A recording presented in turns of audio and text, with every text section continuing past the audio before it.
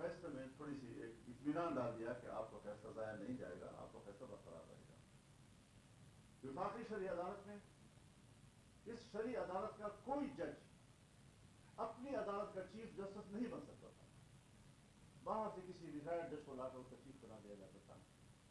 अभी इस तरमीम के जरिए आईनी तौर पर तय कर दिया गया है कि बाकायदा इसी अदालत का जज इसी अदालत का चीफ जस्टिस बन सकेगा। जाहिर है जजों को भी तो एक इज्जत चाहिए ना, जब उनको पता हो कि इस अदालत में मेरे लिए कोई तौकीर नहीं है, मेरे लिए कोई मकाम नहीं है, तो दिलचस्पी भी कम हो जाएगी। इसी तरीके से इस्लामी नजरियाती कौंसिल की सिफारिशात असेंबली में पेश तो होती थी, ले हो जाती थी, फिर उसके बाद कमेटी में चली जाती थी और कमेटी में दम्भ होती रहती हैं। अब भी मेरे कमरे भरे हुए होंगे और किसी किस्म का कोई डिबेट आज तक ऐवान में नहीं हो सका है। अब आईनी तौर पर यह तय कर लिया गया है कि इस्लामी नजरियाती कौंसिल के सिफारिशात बाकायदा बहस के लिए पेश किए जाएंगे। अब जाहिर है ये फैसला तो हम नहीं कर सकते थे कि जो सिफारिशात आएंगे वही कानून होगा, क्योंकि कानून साजी का हक बाहर पार्लियामेंट को है। लेकिन ये कि डिबेट के लिए पेश हो, ऐवान में जाहिर है इत्तेफाक राय ना हो सका तो ऐवान तकसीम हो जाएगा, एक फरीक जो है वो कानून साजी पे इसरार करेगा और बिल आखिर इन सिफारिशात के असास पर कानून साजी का आगाज हो जाएगा। कोई नया मसला जब पेश हो जाए जिसका ताल्लुक शरीयत के साथ हो, तो उसको इस्लामी नजरियाती कौंसिल में भेजना, उसके लिए 40% असेंबली के वोटों की जरूरत होती थी। अब उसे कम करके 22% पे ला दिया गया है। यानी पहले 100 में 40 मेंबरान की मंजूरी और अब 100 में 22 मेंबरान की मंजूरी के बाद कोई नया मसला कानून के हवाले से आया तो इस्लामी नजरियाती कौंसिल में भेजा जा सके। ताहम कानून साजियां होती हैं, जैसे आप हज़रात अभी बहस कर रहे थे, 18 साल से कम उम्र की लड़का लड़की अगर वो निकाह करते हैं तो वो सजा के मुस्तहिक होंगे, निकाह खान सजा का मुस्तहिक होगा, वालिदैन सजा के मुस्तहिक होंगे, गवाह सजा के मुस्तहिक होंगे अगर उस निकाह में किसी ने किरदार अदा किया होगा। अब इस पहलू को सामने रखते हुए जरूर हमें इस बात पर गौर करना है कि ये किसका एजेंडा है दुनिया में कि जो जायज निकाह के लिए तो रुकावटें पैदा कर रहा है, और जब जायज निकाह के लिए रुकावटें पैदा होंगी तो बेराहरवी के लिए रास्ते खुलेंगी। वहां पर तो जनरल मुशर्रफ साहब के जमाने में तरमीम हुई, हुकूक निस्वान के नाम से एक बिल आया, पाकिस्तान पीपुल्स पार्टी ने उसको वोट देकर 2/3 अक्सरियत मुहैया की और ज़िना बिल रज़ा को प्रोसीजर के हवाले से, कुछ आईनी तरमीम के हवाले से उसके लिए सहूलत मुहैया कर दी। ये कैसा इस्लामी जमहूरियत पाकिस्तान है कि जिसमें ज़िना की एक सूरत जो ज़िना बिल रज़ा कहलाए, वहां तो उसके लिए सहूलतें मुहैया की जाएं और जायज निकाह के लिए मुश्किलात पैदा की जाएं। गैरत के नाम पर कत्ल बिल्कुल नाजायज है शरई लिहाज से, मुझे उस पर कोई इख्तिलाफ नहीं, कोई तरद्दुद नहीं। लेकिन कानून बनाते वक्त अवाम के नुमाइंदे अपनी सोसाइटी को भी देखते हैं, उस सोसाइटी के मिजाज को भी परखते हैं, उसके वैल्यूज का भी एहतराम करते हैं कि हमारी सोसाइटी में ये चीजें काबिल कबूल नहीं हो सकती। नतीजा ये निकलता है कि हम यहां से उनको गालियां दे रहे हैं और वहां से वो हमें गालियां दे रहे होते हैं, वो हमारे कानून साजी का मजाक उड़ाते हैं। तो सोसाइटी के अपने अक़दार हैं, चाहे जाहिलाना है, चाहे जो कुछ भी हैं, लेकिन हमें सब चीजों को मद्देनजर रखकर एक मुतवाज़िन कानून साजी की तरफ जाना होगा। ये भी बिल्कुल गलत है कि ज़िना के लिए तो आप सहूलतें मुहैया करें और चाहे निकाह के लिए आप मुश्किलात पैदा करें। ये कौन सा इस्लामी जमहूरियत पाकिस्तान है? तो यहां पर भी एक बहुत बड़ी रुकावट है हमारे लिए, जिसको हमें इस हवाले से सोचना होगा। जहां तक दीनी मदारस का एजेंडे में जिक्र है, जाहिर है मदारस से मुताल्लिक जो रजिस्ट्रेशन और बैंक अकाउंट्स के हवाले से कानून साजी हुई है, तो इस हवाले से मैं मुअज़्ज़ज़ अराकीन को आगाह कर दूं कि इलेक्शन से पहले इत्तेहाद तंजीमात मदारस की क़यादत की मीटिंग हुई थी हुकूमत के साथ, اس میں اتحاد تنظیمات مدارس نے 1860 کی سوسائٹی ایکٹ کے تحت رجسٹریشن کا مطالبہ کیا، لیکن ساتھ ہی حکومت کی طرف سے کہا گیا کہ نہیں، وزارت تعلیم کے تحت جو ڈائریکٹریٹ ہے وہاں پر بھی رجسٹریشن ہوئی ہے اور بہت سے مدارس کی ہوئی ہے.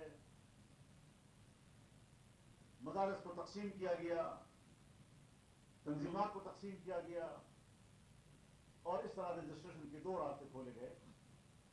اس بات پر اتفاق ہوا کہ مدارس کو اختیار ہوگا کہ وہ اپنی رجسٹریشن کہاں کرانا چاہتے ہیں، 1860 کی سوسائٹی ایکٹ کے تحت یا وفاقی وزارت تعلیم کے ڈائریکٹریٹ جنرل کے تحت. اتفاق رائے کے باوجود قانون سازی نہیں ہو سکی. کہاں سے روکی گئی وہ بھی آزاد.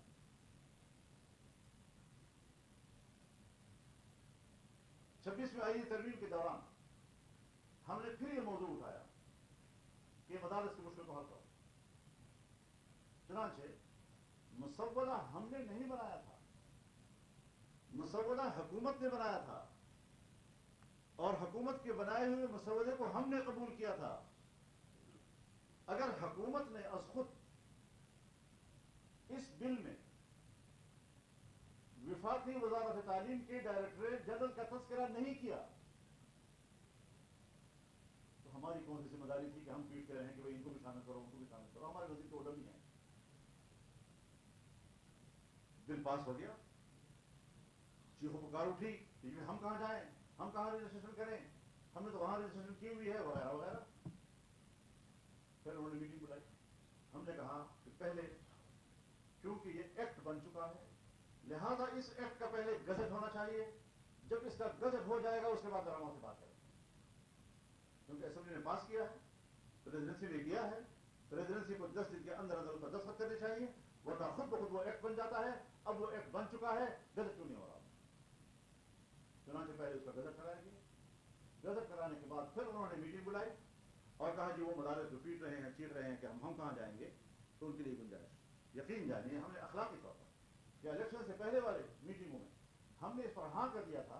اخلاقی طور پر ہم سمجھ رہے تھے کہ اب بھی ہمیں انکار نہیں کرنا چاہیے، کیونکہ ایک دفعہ ہم ہاں کر چکے ہیں تو اب ہم ان کو نظر انداز نہیں کرنا چاہیے. چنانچہ ان کو شامل کیا گیا، نیا ڈرافٹ بنایا گیا اور اس ڈرافٹ کو بطور آرڈیننس کے جاری کیا گیا. آرڈیننس جاری ہوتا ہے اس وقت جب پارلیمنٹ نہیں موجود. جب پارلیمنٹ آ جاتا ہے تو پھر وہ قانون سازی کے لیے آتا ہے. یہاں پارلیمنٹ میں وہ آرڈیننس آیا لیکن قانون سازی نہیں ہوئی.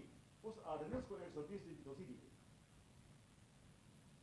اب آپ اس حوالے سے خود سوچیں کہ ہمارے حکمران اور ان غلام گردشوں میں رہنے والے لوگ ہمارے دینی مدارس اور اداروں کے بارے میں کیا سوچ اور کیا ذہنیت رکھتے ہیں.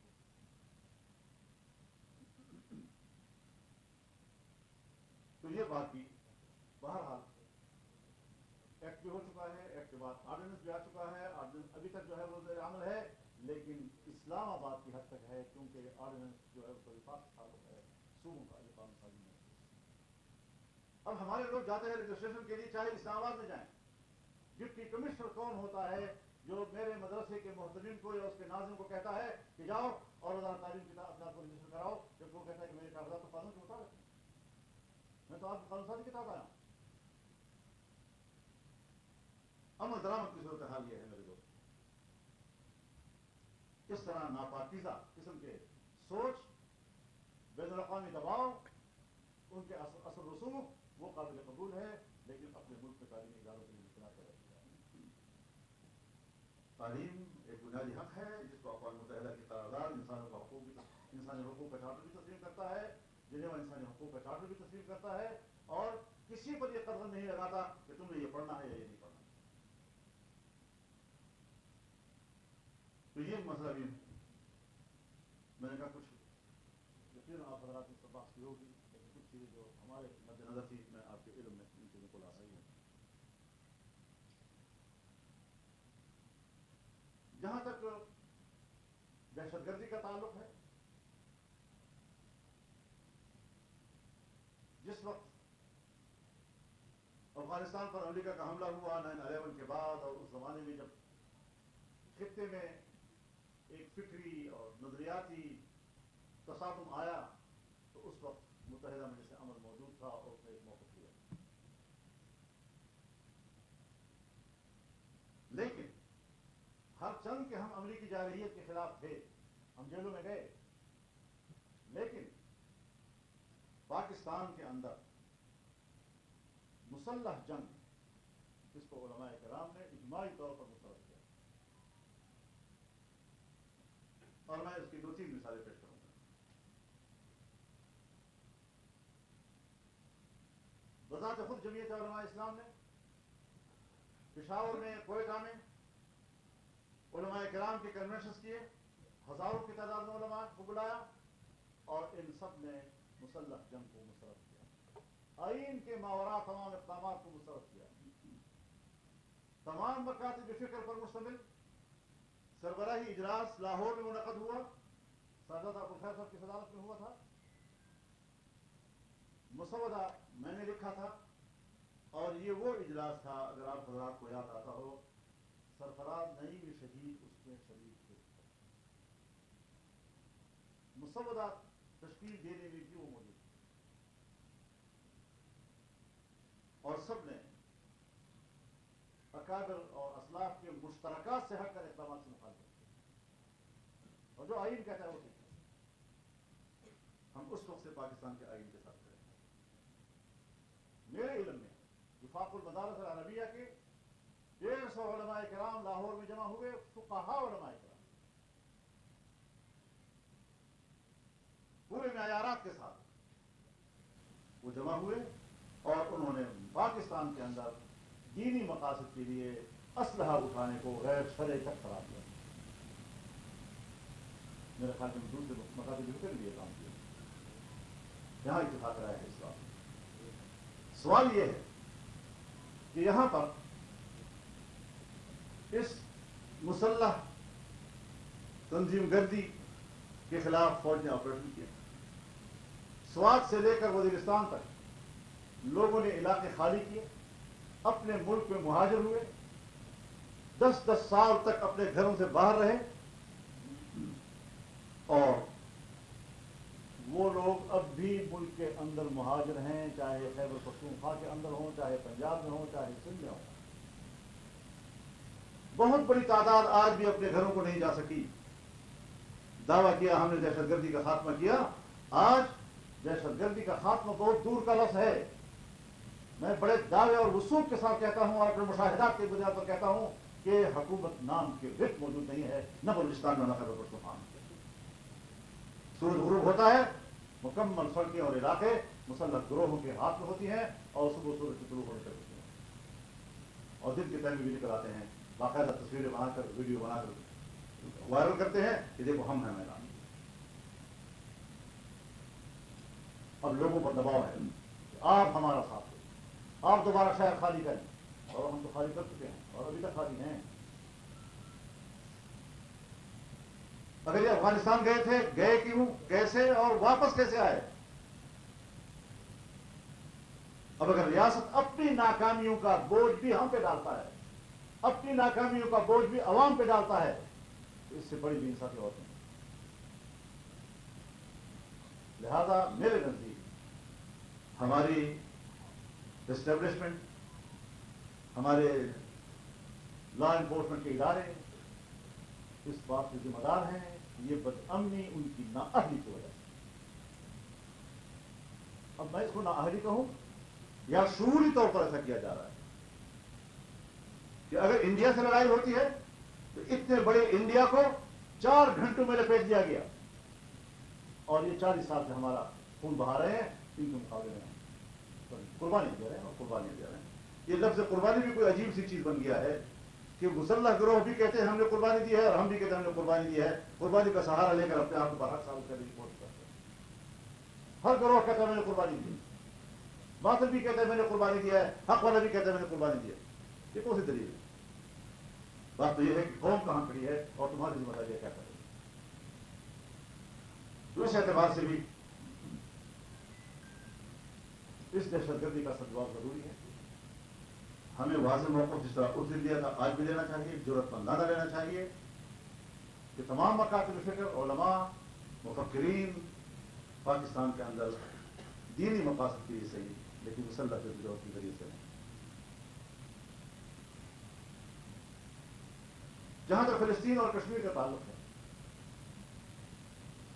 پہلے اگر ہم کچھ کشمیر کے بارے میں بات کر لیں، میں کشمیر کا کوئی 8-9 سال تک چیئرمین رہا ہوں. جس طرح تدریجی طور پر پاکستان مسئلہ کشمیر سے پیچھے آتا رہا ہے وہ سب کچھ میری آنکھوں کے سامنے ہوتا رہا ہے.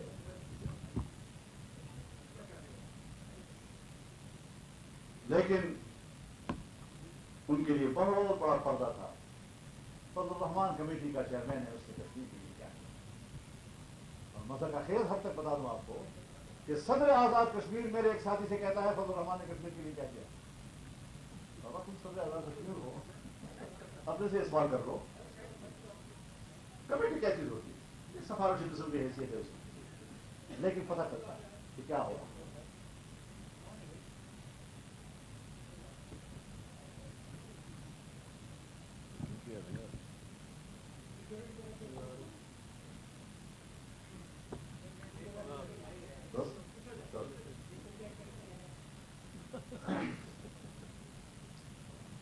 کشمیر کے حوالے سے ہمارا ایک ریاستی موقف ہے. ریاستی موقف بڑا واضح اور غیر مبہم ہوا کرتا ہے. کوئی اسے اتفاق کرے، کوئی اسے اختلاف کرے، لیکن ریاست اپنے موقف میں کبھی ایک ذرہ برابر ابہام نہیں چھوڑتا. اور ہم سلامتی کونسل کی قراردادوں کے مطابق مسئلہ کشمیر کے حل کا موقف رکھتے ہیں.